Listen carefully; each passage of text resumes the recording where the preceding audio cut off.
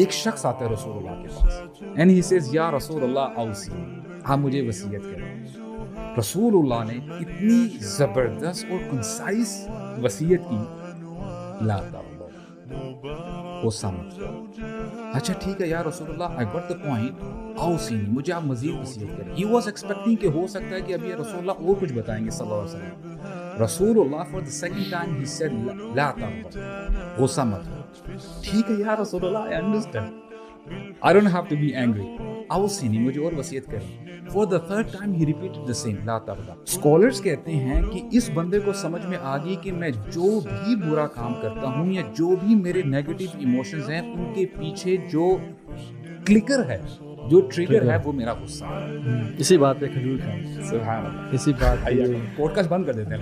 I think the day is gone. let's have some dates. اچھا میں کھا رہا تھا ابھی، حلال ڈیٹ.